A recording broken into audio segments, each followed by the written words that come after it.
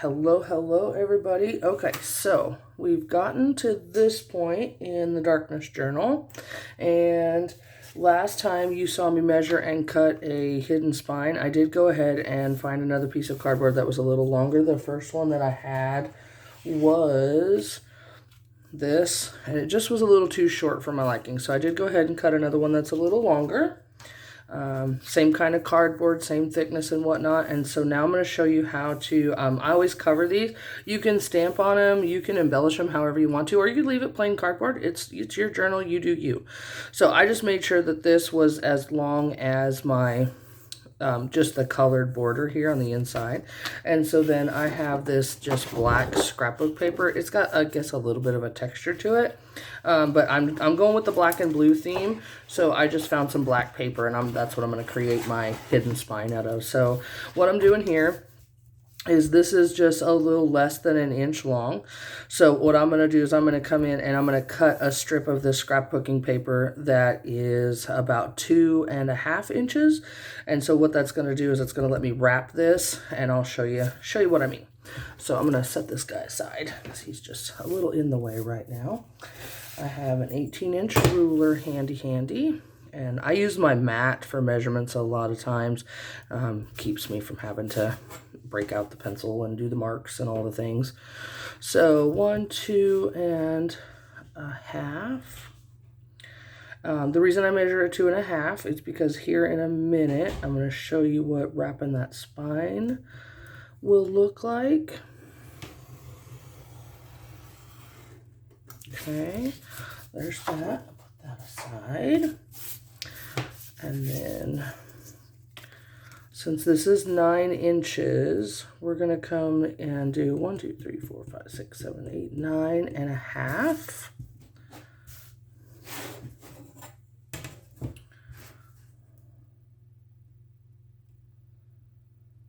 Hope everybody's day is going well. It's Saturday here in beautiful, beautiful Texas. The sun is out. The rain has gone away. It rains a whole lot more here where I live now than it did where I used to live, which I will not complain about. That is not me complaining. Okay, so we have our spine. We have our spine cover or wrap, whichever you want to call it. This is my other favorite adhesive. You'll see me use this a lot. It's the Scott Create glue stick. It is multi-purpose. It is photo safe, and this word right here, they mean it. It is permanent. I have yet to have anything that I've glued with this come undone. If you use, and I will from time to time use these washable glue sticks. Anything from Elmer's is great. However, both water-based. Both, if overused, will make your paper crinkle as the water dries out. However, these ones if I use this one, stuff comes unstuck.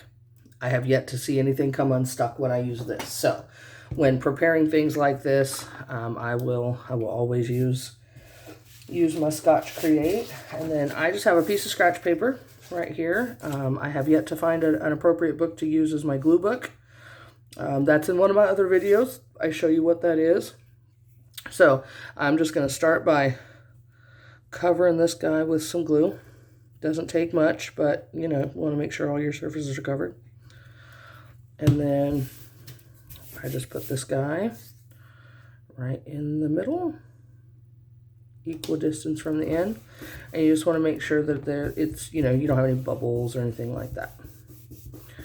So here is what I consider to be the important part of covering anything like this. If you make bookmarks, if you make writing boards, if you make anything where you are essentially wrapping something around, this next little step will ensure, what do I want to say?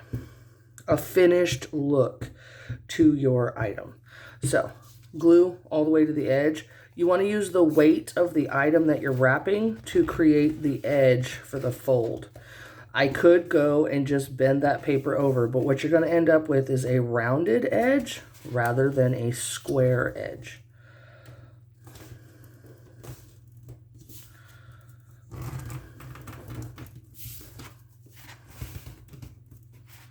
And of course, the thicker the item, the better the square edge, but this ensures a nice, well, that's all blurry and out of focus. this is sure is a nice straight edge rather than a wonky edge. Wonky, also technical term. Oh goodness, I should probably find some jokes to tell you guys, huh? I could sing, but I don't want to run people off. Okay, so then I'm just going to do this to the other side. I use the weight of the object to get myself a nice crease. Make sure it's creased all the way over, and then I just come back and I'm kind of pulling the paper down as I fold it.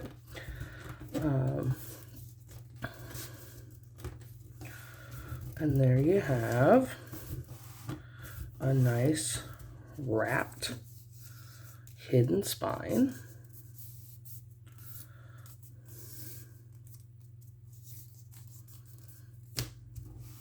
Okay.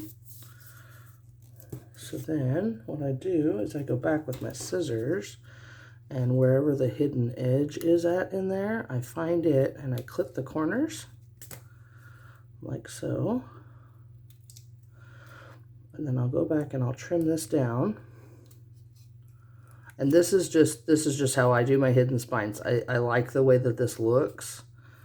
I do sell my journals, so I do try to create somewhat of a finished product rather than, you know, raw edge or what have you. So there's that. And then I'll come back. Little snippets landed on the glue. I'll put glue on this edge, make sure and get it fairly well in there. And then, stickies. And then again, I just use the weight of the object to create what I call an envelope seal. And it looks like the edge of an envelope. Give that a minute to hold. This stuff gives you some time. This glue stick allows you some time to kind of move things around if you know, glue it in the wrong place or whatnot. I'm going to do the same thing here. Just got to be careful you don't cut into the spine. That one's further down in there than I thought. There it is.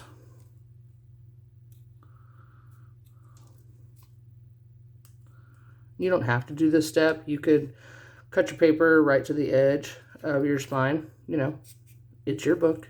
You do you. There is no right or wrong way, I have learned.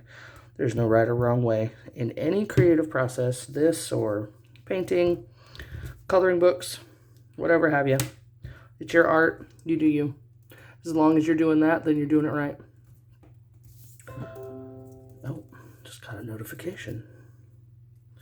Okay, so then there's my covered spine. My wrapped spine, rather. Okay, I'm going to set my glue paper aside. Now, this will eventually be glued in, and I glue the seam side where we wrapped it and brought it together. I will glue it down so that I have a solid side on this side. And that's what that will come to look like once it's glued in there. And this is going to have 2 signatures attached to it, and I'm about to show you how to go about doing that. So we're going to set this aside. Now, I constantly will come along and crimp this just so that the book doesn't get used to saying flayed open, because then what happens is it never wants to close again. And all of my journals I create a clasp for, and I will show you how I do that, how that comes to be. So I'm going to set this guy down. Now, what I'm going to work on next is building the signatures, and I kind of wanted to show you how I do this from the ground up. So this is going to be kind of a two-step process in one video. We've created the spine, and then we're going to build the signatures, and I'll create another video and show you how to sew them in. So don't get upset when this one ends on a cliffhanger. So what I do is I determine by the thickness of my book, of its spine, about how many signatures I want. A 1-inch book does really great with 2 signatures. A 1.5-inch book can hold 3, but then you start to get a chunky boy once it's embellished and your ephemera is in place. A 2-inch book will really hold 3 nice full signatures, and anything over 2.5, if you want to put 4 signatures in there, it just gets to be a lot of pages to embellish and to fill. But I mean, you know, it's your journal. Build it how you want to. Big book, little book, it doesn't matter. The 2 journals that I have right now waiting that are up for sale are wildly different in design. The videos are posted if you want to watch them come to fruition. One's called Mr. Sunshine. The other one is called Catching Fire. And so I just pick books at random whenever I feel the need. I have a Reader's Digest sitting on my bookshelf waiting to be gutted and turned into something else. I picked it because it was purple and my favorite color happens to be purple. So, just whatever moves you. So, this one's going to have two signatures, and signatures are just the pages that come in a book. So, like this one's book in particular, this was its text block. So these were all sewn together and glued together. And they were glued in groups. So like that's a signature, and that's a signature, and that's a signature. It probably had, oh goodness, I don't know, 15, 20 signatures all bound together. But commercial book binding and what I'm doing and what other junk journals are doing, it's not commercial. It's not compact. We don't squeeze the air out of it and bind it the way that those are done. So I create signatures that mirror each other. So I will pick, if I'm doing two, I'll pick two papers of the same style, or at least the same, I guess style, I don't know. Anyway, so I've got two artist papers. I've got two pieces of drawing paper. I tea dye and coffee dye a lot of my paper. So I picked out some of those. They are aged, or at least they look aged, and so I will mix those in. I also use just regular printer paper. Now, my paper stash is not what it once was before the thievery at my storage unit, so I'm working on building those back up. But I do shop at a lot of thrift stores. I go to a lot of garage sales and stuff, and so I found this a wonderful thing with lines and accounting blocks and all kinds of different styles of paper. And the best part, the thing is perforated. So what I'm going to do is I'm going to rip some of these pages out and use them as is. Oh, like this guy. He's definitely got to go in this book. And then some of them I think I'm going to take and photocopy. So I think, oh, that one's a blank on that side. Okay, yeah, let's use that guy. So I think we'll create 2 pages of each from this book. This is going to be just the best resource ever. So what I'm going to do is I'm going to create 2 signatures. They're probably going to have, so when you talk about a signature, this is going to get folded in half. And so this becomes a page, this becomes a page, and then the opposite side, this becomes a page, and this becomes a page. So ideally, you take one piece of paper and you turn it into 4 pages once it's inserted into your journal. So keep that in mind. So like this one already has 4, 8, 12, 16 pages in it.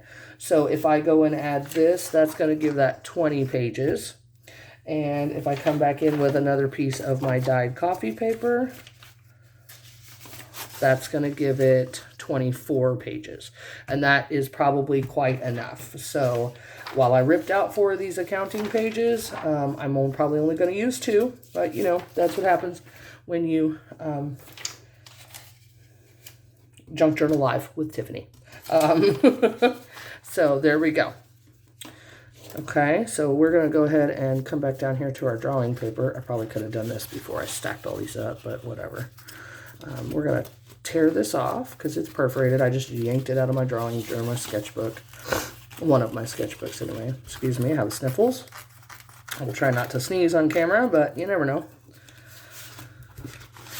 We'll turn this one and do the same thing. Just keep in mind that whenever you're creating your signatures, you don't have to mirror them. That's just a process that I do. You can, create wildly different patterns. I am working on doing some watercoloring on some big rolls of paper so that I can have some colored papers in my journals. Like I said, working on rebuilding my stash. It is a process in and of itself. So what we're going to do is I'm going to set this one aside. We're going to build our first signature. So what I do is I try to make sure that they are all even at one edge, because what's going to end up happening is you're probably going to trim off some of this once you get it measured to your book. Like this one is, my book is only 9 inches tall. 1, 2, 3, 4, 5, 6, 7, 8, 9. So actually, no, I'm not going to have to trim off very much at all. So then that tells me that I need to center these guys as much as possible. So I'm just lining up this back seam, back edge here. I'm going to flip my pages over backwards.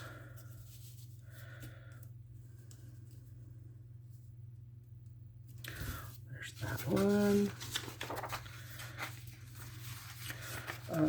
I do use printed papers. If I find an old coloring book or whatnot, I will tear pages out of that and use that in my junk journaling signatures. It's interesting to use already printed on papers to then build up from once it's part of your signature line. Okay, so keeping these somewhat centered, we're just going to fold them directly in half.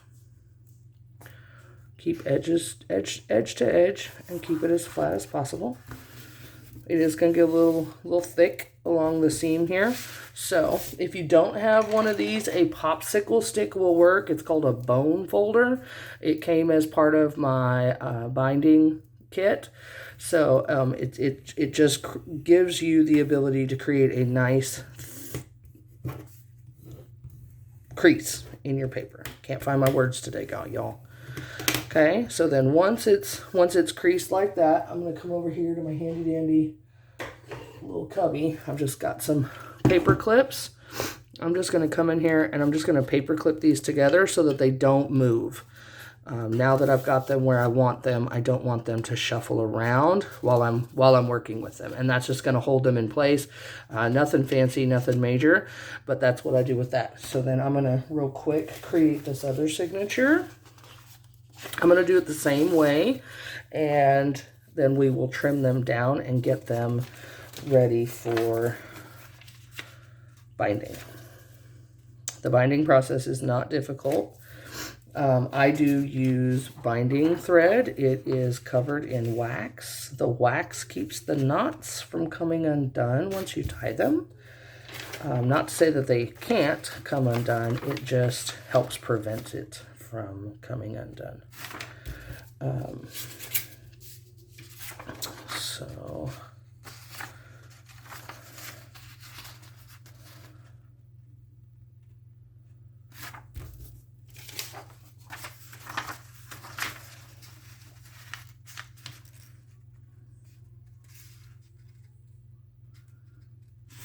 okay.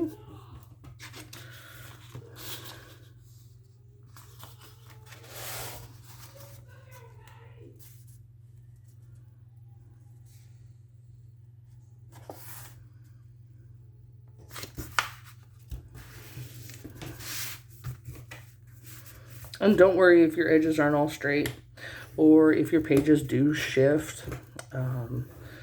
That's what I love about the word junk in junk journal is you can tell people it's on purpose, and how are they ever going to know? Who's going to tell them? Not me. Secret safe with me. Okay, so now we just put these on here as placeholders, or as page holders, as it were. Okay. So now that I've got those, there's signature 1 and signature 2, I'm going to come over here and I'm going to grab Darkness because he needs to be fitted for his signatures. So once I put them in the book, they are going to fit quite nicely top to bottom. Nothing's going to stick out there. And you can have pages. My embellishments will eventually cause this. You know, there will be lace and stuff sticking out this side. So I try to keep my pages back inside here.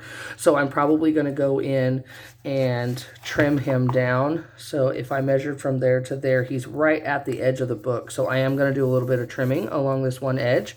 You can trim it, you can not trim it. It's entirely up to you. And the way I trim it is, you know, it's a little bit different. So top to bottom, this page is the right height. So what I want to do is, I know I measured all of these right here. I was centering from here to here. Now I want to center from here to here. So I just want to come in and take these pages, because I'm not going to really trim them down. They're small enough to all fit. I don't want one straight edge and then one, we'll say wonky edge. We're just going to come in here and we're going to center these with each other so that the variation from edge to edge is a little more random. So rather than they all lining up along one side or the other, now they're just a little more free flowing. So, and then we're going to center that on the big page. And then we're going to come in here and we're just going to trim this guy down to about 8.5 inches. So, or sorry, not 8.5. 1, 2, 3, 4, 5. 5.5. Probably do 5 3/4, just so that they stick out nice and well. So we're going to go to 5.5, which is right there. And then I trim my edges or trim my papers differently. You can use an X-Acto knife. I find that this creates a nice soft edge. Now, those pages are too small for me to get my fingers a hold of, so I'm going to have no choice but to come in here and trim those down.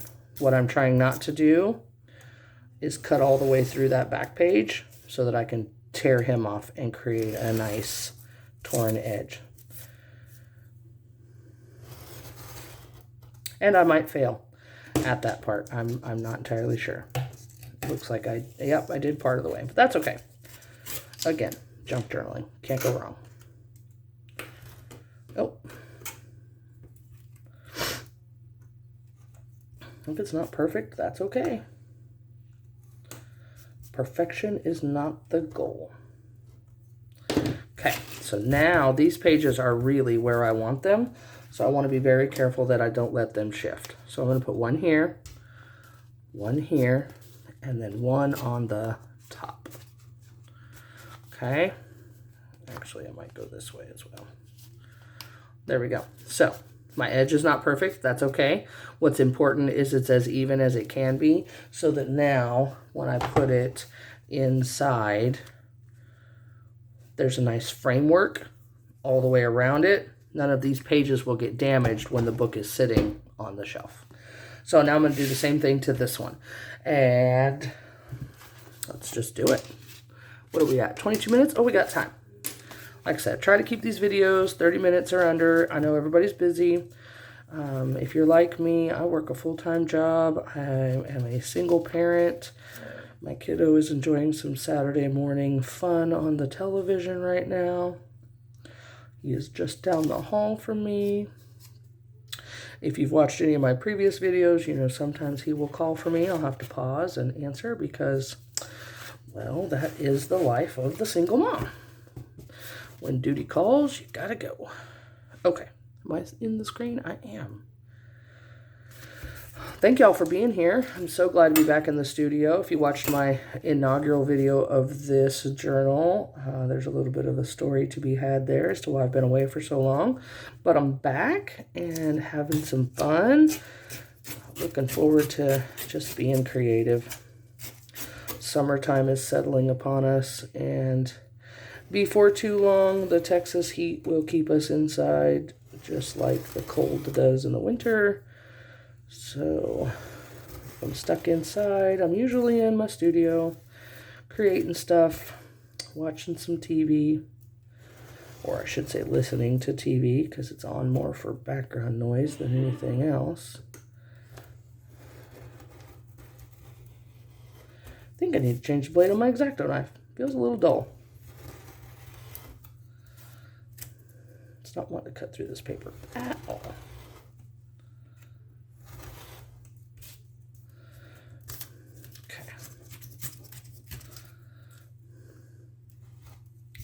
All right, there we go. Everybody is measured out, cut out. Put our clips on here to keep stuff from shuffling around. Okay, there we go. So everybody's in there, somewhat even. I might actually go back in, you know, because I'm me. These shifted a little bit. They kind of moved downwards. And there we go. Okay, so that goes on there, and that goes on there. Push all that garbage aside. I don't think I need this one on the top, but yeah, we'll go with it. Okay, so now we have 2 equal signatures, and while they don't look like much right now, they're going to. So before I sew these in, I'm going to go ahead and mark. So set the book aside. I've got my spine and I've got my signatures. So these guys are just about the same height, you know, give or take, I don't know, 1/8 of an inch, the same height as my spine. So what I'm going to do is I'm going to flip this guy over, and with a graphite pencil, since it's black, the graphite will show up shiny. I am just going to mark. You can be very specific with this.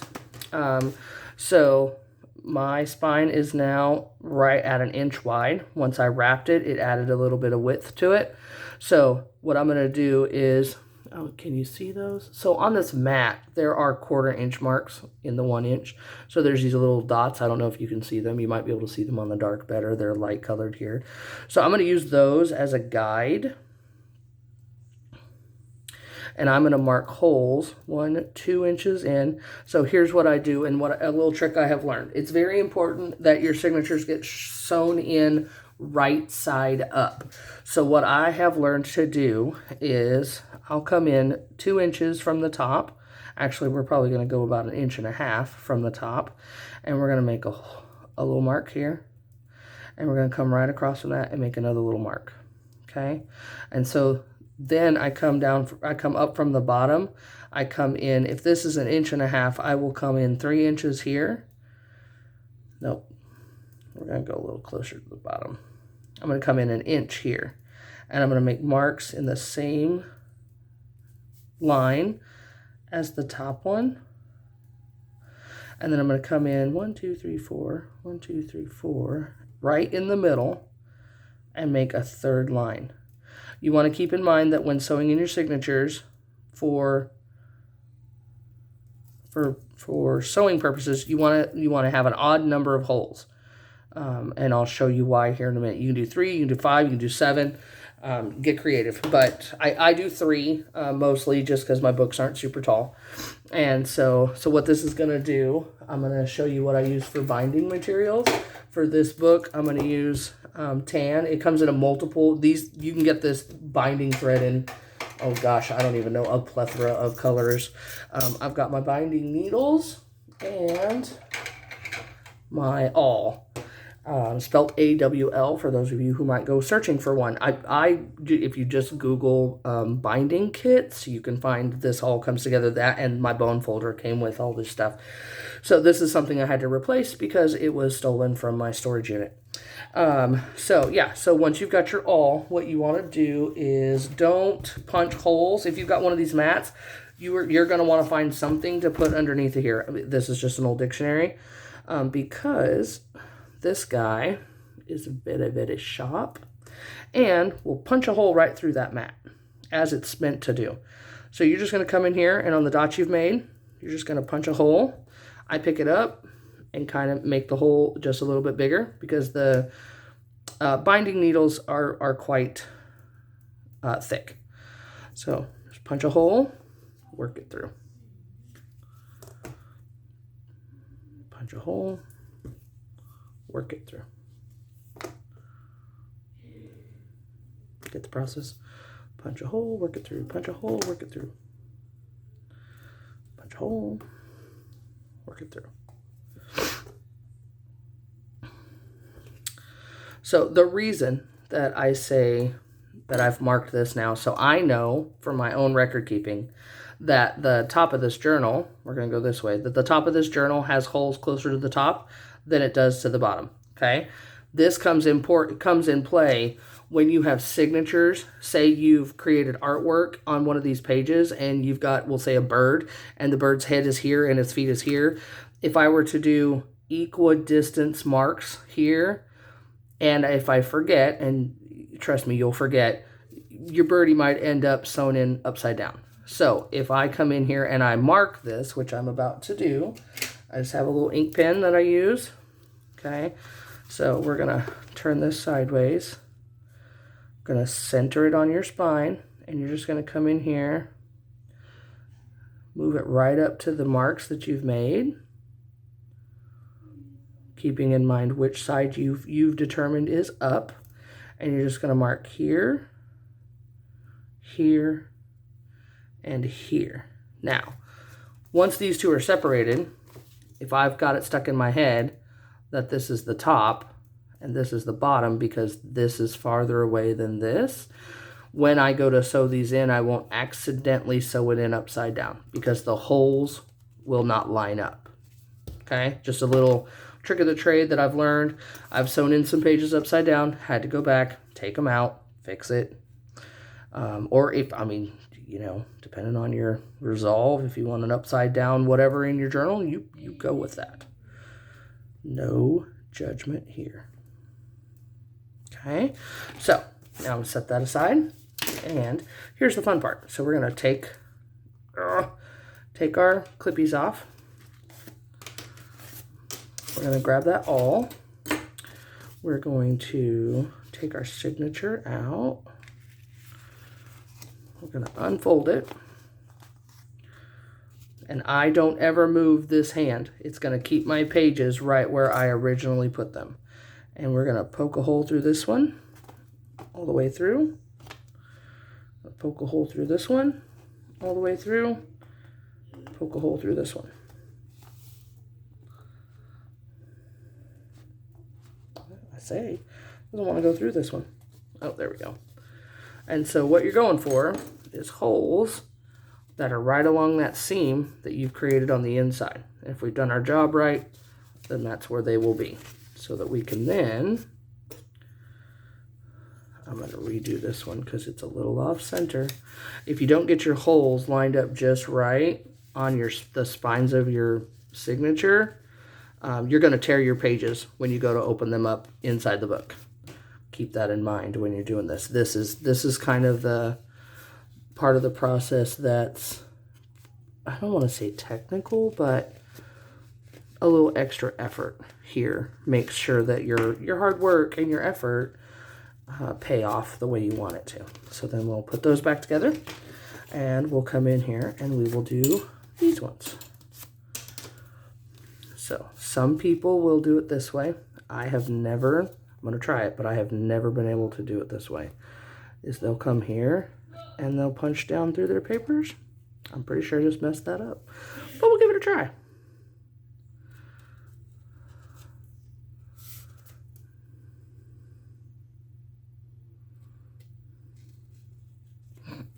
All right, let's open her up and see what I did.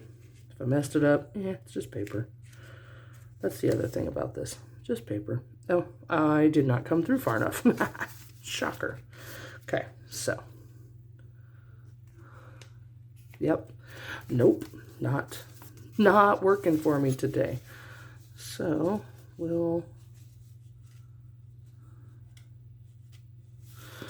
oh goodness. Okay, go back to the way I know that it works. How about that? If it's not broke, don't fix it. All right. Am I still in camera? Okay. Oh, we're getting a little lengthy. Okay. Oh no, I separated it. Now I'm going to be in trouble. Yeah, and I'm way off of my seam. So, okay. So I'm going to fix this, and then on the next episode, I will show you how to sew them in. I don't want to keep you guys, like I said, I really try to keep these at 30 minutes, just because that's life. So, all right. Well, thank you for watching.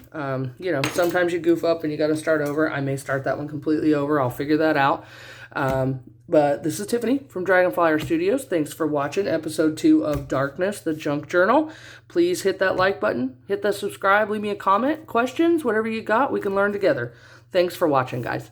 Bye.